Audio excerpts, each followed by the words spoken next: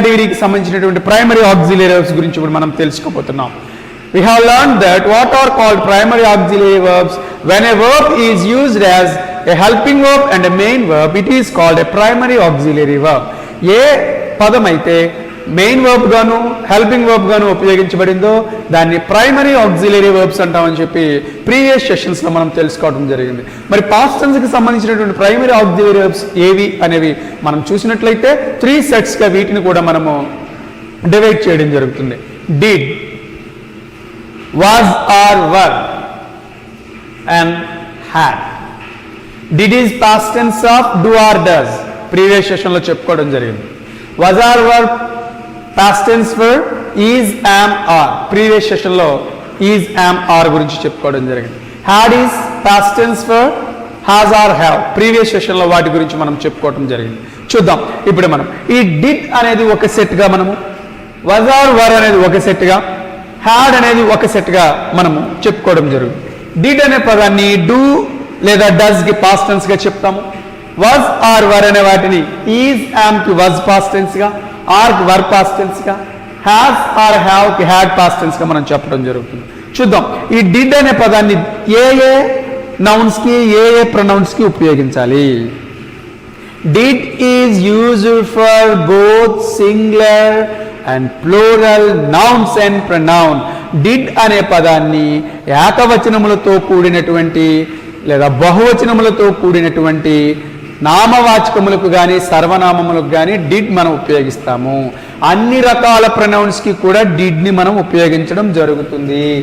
I did, we did, you did, he did, she did, it did, they did. అన్ని రకాలైనటువంటి pronounce కి కానీ అన్ని రకాలైనటువంటి నౌన్స్ కి కానీ అవి సింగులరా ప్లూరలా అని సంబంధం లేకుండా వాటికి మనం డిడ్ ఉపయోగించడం జరుగుతుంది. Whenever did is used as a main verb, it indicates simple past tense. Here SP means simple past tense. Whenever did is used as a helping verb, it indicates simple past tense. ఈ did అనే పదము main verb గా ఉపయోగించబడినప్పటికీ helping verb గా ఉపయోగించబడినప్పటికీ simple past tense నే తెలియచేస్తాయి. Okay, come to this set was or were. Here was is used for singular nouns or singular pronouns. was అనే పదాన్ని ఏకవచనములతో కూడినటువంటి నామవాచకములకు లేదా ఏకవచనములతో కూడినటువంటి సర్వనామములకు ఉపయోగిస్తాము. What about were? Were is used for plural nouns and plural pronouns. were అనే పదాన్ని బహువచనములతో కూడినటువంటి నామవాచకములకు బహువచనములతో కూడినటువంటి సర్వనామములకు మనం ఉపయోగిస్తాము. Come to the table. Here I is used as singular. I is royal plural in present tense, but in past tense I is treated as singular. Present tense లో మాత్రం I ని royal plural గా భావించాలి, past tense లో మాత్రం I ని singular గానే భావించాలి. అందుకే మనము I was ఇంకేంటి సింగులర్స్ మనకి he was, she was, it was. We have known that these are singular pronouns. మనకి ఇదివరకే మనం చెప్పుకున్న వీటిని సింగులర్ ప్రొనౌన్స్ అనే. పాస్ట్ టెన్స్ లో వాజ్ ని ప్రొనౌన్స్ విషయంలో ఐ వాజ్ అంటాము, he was, she was, it was అంటాం. Remaining pronouns take were because they are plurals. మిగిలినటువంటి ప్రొనౌన్స్ ఏవైతే ఉన్నాయో అవి ప్లూరల్ కాబట్టి అవి ఎప్పుడు వర్నే తీసుకుంటాయి. We were, you were. Earlier we have learned that the word you is both singular and plural, but it is always treated as plural. you అనేది సింగులర్ గాను ప్లూరల్ గాను ఉంటుంది, కానీ దీన్ని ఎప్పుడు మనము ప్లూరల్ గానే ఉపయోగించాలి. they were because these are all plurals, so these plural pronouns take were. ఈ ప్లూరల్ కాబట్టి వీటికి ప్లూరల్ వర్ ని ఉపయోగించడం జరుగుతుంది. we were, you were, they were. Whenever was or were is used as main verbs, it indicates simple past tense. Whenever was or were is used as helping verb, it indicates past continuous tense. Past continuous tense. was or were అనే పదము main verb గా ఉపయోగించబడినట్లయితే simple past tense ని తెలియచేస్తాయి. was or were అనే పదము helping verb గా ఉపయోగించినట్లయితే past continuous tense ని తెలియచేస్తాయి. Okay, what is the third set? had. had is past tense of has or have. has అనే పదానికి కానీ have అనే పదానికి కానీ had ని మనము past tense గా చెప్పడం జరుగుతుంది.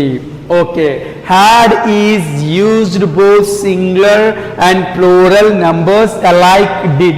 did అనే పదాన్ని మనము సింగులర్స్ కి ప్లూరల్స్ కి ఉపయోగించినట్టుగానే had అనే పదాన్ని కూడా సింగులర్ నౌన్స్ అయినా సింగులర్ ప్రొనౌన్స్ అయినా ప్లూరల్ నౌన్స్ అయినా ప్లూరల్ ప్రొనౌన్స్ అయినా had ని ఉపయోగించడం జరుగుతుంది. Come to the table. I had, because it is singular, whether it is singular or plural. In case of had, every singular pronoun and every plural pronoun, or every singular noun, every plural noun take had.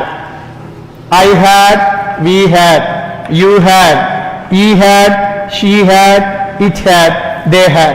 అన్ని రకాలైనటువంటి pronounce కానీ అన్ని రకాలైనటువంటి nouns కానీ had తీసుకోవాల్సిన సందర్భం వచ్చినప్పుడు had ని మనం ఉపయోగించాలి. డిడ్ ఏ విధంగా అన్ని నంబర్స్ కి అన్ని సింగులర్ ప్లూరల్ నంబర్స్ కి ఉపయోగించామో హ్యాడ్ ని కూడా అలాగే ఉపయోగిస్తాము. Okay, whenever had is used as main verb it indicates simple past tense. whenever had is used as main verb it indicates simple past tense. whenever had is used as a helping verb it indicates past perfect tense. whenever had is used as a helping verb it indicates past perfect tense. had అనే పదము main verb గా ఉపయోగిస్తే simple past tense ని తెలియజేస్తుంది. had అనే పదము helping verb గా ఉపయోగిస్తే పాస్ట్ పర్ఫెక్ట్ టెన్స్ ని తెలియజేస్తుంది. in this way there are 3 sets of primary auxiliary verbs under past tense category. did, we have learned how to use. was or were, we have learned how to use. had, we have learned how to use. ఇప్పుడే మనము ఈ 3 sets ని కూడా ఏ విధంగా use చేయాలనేది మనము తెలుసుకున్నాము. అవి హెల్పింగ్ వర్బ్స్ అయితే ఏ టెన్స్ ని తెలియజేస్తాయి. ఇవన్నీ కూడా డిడ్ అవనివ్వండి, was or were, had అవనివ్వండి, హెల్పింగ్ వర్బ్స్ గా ఉపయోగిస్తే ఈ డిడ్ అనేది కానీ was or were అనేది కానీ had అనేది కానీ మెయిన్ వర్బ్స్ గా ఉపయోగిస్తే సింపుల్ పాస్ట్ టెన్స్ ని తెలియజేస్తుంది. డిడ్ హెల్పింగ్ వర్బ్ అయినా simple past tense, was or were helping verb అయితే past continuous tense, had helping verb అయితే పాస్ట్ పర్ఫెక్ట్ టెన్స్ ని మనకి తెలియచేయటం అనేది జరుగుతుంది. ఇప్పుడు మనము చూద్దాం ఏ విధంగా ఈ యొక్క ఆక్సిలరీ వర్బ్స్ ని సెంటెన్సెస్ లో మనం యూజ్ చేద్దాం అనేది ఒక్కసారి ఇక్కడ యూసేజ్ అనే దాన్ని మనం ఇక్కడ చూద్దాం. Raghav was a professor. Raghav was a professor. Here was is used as a main verb. Raghav ఒకప్పుడు ప్రొఫెసర్ గా ఉండేవాడు. రాఘవ్ ఒకప్పుడు ప్రొఫెసర్ అంటే ఇప్పుడు కాదు, వాజ్ యొక్క అర్థం అది. ఒకవేళ రాఘవ్ ఈజ్ ఏ ప్రొఫెసర్ అంటే రాఘవ్ ప్రస్తుతం ప్రొఫెసర్ అని అర్థం. రాఘవ్ వాజ్ ఏ ప్రొఫెసర్ అంటే రాఘవ్ ఒకప్పుడు ప్రొఫెసర్ గా ఉండేవాడు, ఇప్పుడు ప్రొఫెసర్ కాదు అని చెప్పేసి అర్థం. Okay, was is used as a main verb. whenever was is used as a main verb it indicates simple past tense. Here SP means simple past tense. simple past tense ని తెలియజేస్తుంది. look at the next sentence. Raghav was working as a professor. What is the main verb here? Working. Working is a main verb. What is the use of was? It just assists. ఇక్కడ was యొక్క ఉపయోగం ఏంటి? was అనేది working అనేటువంటి main verb కి సహాయంగా ఉంది కాబట్టి was అనేది హెల్పింగ్ వర్బ్ అవుతుంది. వర్కింగ్ అనేది మెయిన్ వర్బ్ అవుతుంది. whenever was or were used as helping verbs it indicates past continuous tense. was లేదా were అనేవి హెల్పింగ్ వర్బ్స్ గా ఉపయోగించబడినప్పుడు అవి పాస్ట్ కంటిన్యూస్ టెన్స్ ని తెలియజేస్తాయి. అంటే రాఘవ్ ఒకప్పుడు ప్రొఫెసర్ గా ఉండేవాడు. రాఘవ్ ఒకప్పుడు ప్రొఫెసర్ గా పని చేస్తూ ఉండేవాడు. But he is not a professor now. కానీ ఇప్పుడు అతను ప్రొఫెసర్ కాదు అని అర్థం మనకి ఈ వాజ్ ఉపయోగించడం వల్ల. In the same way were is used for plural nouns as main verbs and were is used for plural nouns in past continuous tense. అదేవిధంగా వరని మనము మెయిన్ వర్బ్గా ప్లోరల్స్కి ఉపయోగిస్తే సింపుల్ పాస్ట్ టెన్స్ అని తెలియజేస్తుంది. అదేవిధంగా వర్ అనే పదాన్ని ప్లోరల్ నౌన్స్కి మనం హెల్పింగ్ వర్బ్గా ఉపయోగిస్తే అది పాస్ట్ కంటిన్యూస్ టెన్స్ అని తెలియజేస్తుంది. Okay, come to the next set. Did అనే దాన్ని మనం చూద్దాం. ఒకసారి డిడ్ అంటే ఏంటి అనేది. I did this work. I did this work. What is the main verb here? Did is the main verb here. నేను ఈ పనిని చేశాను. ఈ పనిని నేను చేశాను. జరిగిపోయినటువంటి పనిని మనం చెప్తున్నాం. ఈ పనిని నేను చేశాను అని అర్థం. So whenever did is used as a main verb, it indicates simple past tense. did అనే పదము మెయిన్ వర్బ్ గా ఉపయోగించబడినప్పుడు అది సింపుల్ పాస్ట్ టెన్స్ ని తెలియజేస్తుంది. Look at the another sentence. I did not play cricket. Look at another sentence. I did not play cricket. What is the main verb here? Play. What is the use of did not? It just assists main verb. ఈ play అనే main verb కి did not అనే పదము helping verb గా ఉంది. అంటే నేను cricket ఆడలేదు అని చెప్తున్నాం. నేను క్రికెట్ ఆడలేదు అని చెప్పడానికి జరిగిపోయిన పని కాబట్టి డిడ్ కి నాట్ యూజ్ చేయాలి, నెగటివ్ కాబట్టి. ఆ విధంగా ఈ డిడ్ అనేటువంటి పదం హెల్పింగ్ వర్బ్ గా ఉపయోగించబడింది. It also indicates simple past tense. It also indicates simple past tense. ఈ డిడ్ అనే పదము హెల్పింగ్ వర్బ్ గా ఉపయోగించబడినప్పుడు కూడా అది సింపుల్ పాస్ట్ టెన్స్ అని తెలియజేస్తుంది. Here did takes not to indicate as it is a negative statement. Negative అనే అర్థాన్ని ఇక్కడ రావాలి కాబట్టి నాట్ అనే పదాన్ని డిడ్ ఇక్కడ తీసుకోవటం జరిగింది. Look at another sentence.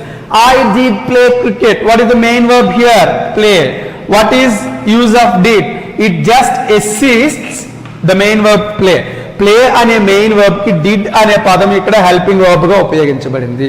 ఏమి ఎందుకు ఉపయోగించాలి ఇక్కడ హెల్పింగ్ వర్బ్ గా? ఐ ప్లేడ్ క్రికెట్ అంటే సరిపోతుంది కదా. ఐ ప్లేడ్ క్రికెట్ అని సింపుల్ పాస్ట్ టెన్స్ లో డైరెక్ట్ గా హెల్పింగ్ వర్బ్ లేకుండా చెప్పొచ్చు కదా. ఐ ప్లేడ్ క్రికెట్, నేను క్రికెట్ ఆడాను అని సింపుల్ పాస్ట్ టెన్స్ ఉపయోగించి చెప్పొచ్చు కదా.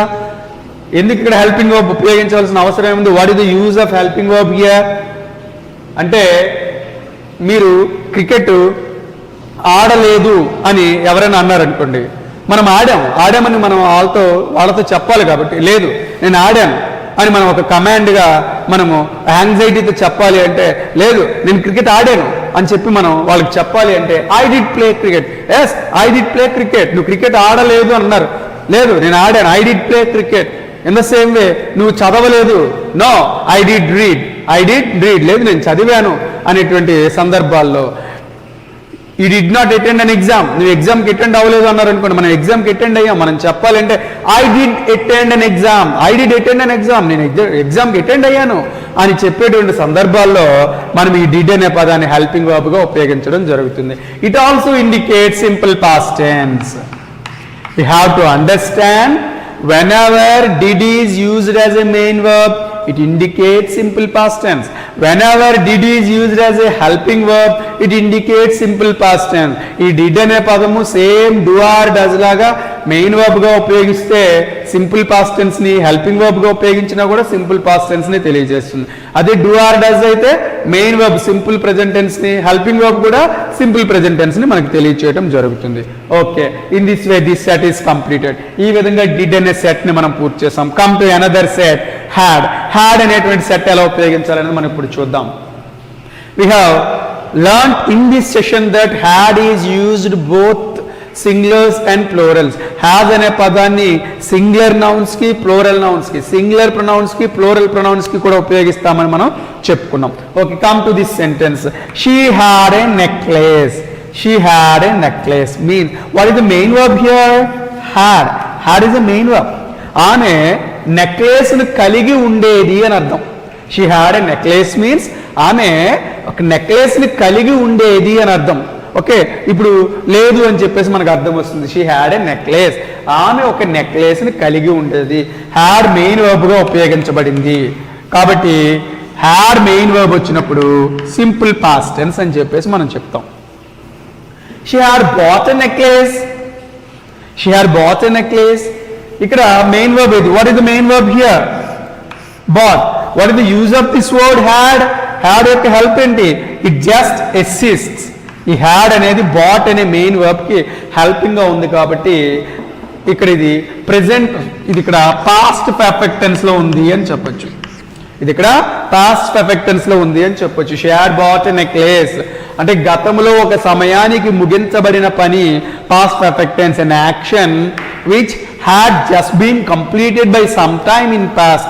గతంలో ఒక సమయానికి ముగించబడిన పని పాస్ట్ పర్ఫెక్ట్ టెన్స్ అంటాము. When we are going to learn tenses we learn it. మనం టెన్సెస్ నేర్చుకునేటప్పుడు వీటి గురించి క్షుణ్ణంగా తెలుసుకోవచ్చు. ఇక్కడ హ్యాడ్ అనేది హెల్పింగ్ వర్బ్ ఉపయోగించబడింది కాబట్టి పాస్ట్ పర్ఫెక్ట్ టెన్స్ ని తెలియచేస్తుందని చెప్పేసి మనము చెప్పొచ్చు. Come to another sentence, we had a nice building. Same ఇక్కడ కూడా హ్యాడ్ మెయిన్ వర్బ్ గా ఉపయోగించబడింది. మేము ఒక భవనాన్ని, ఒక మంచి భవనాన్ని కలిగి ఉండేవారము అంటే ఇప్పుడు లేదని చెప్పేసి అర్థం మనకి. So had is used as a main verb, it indicates simple past tense.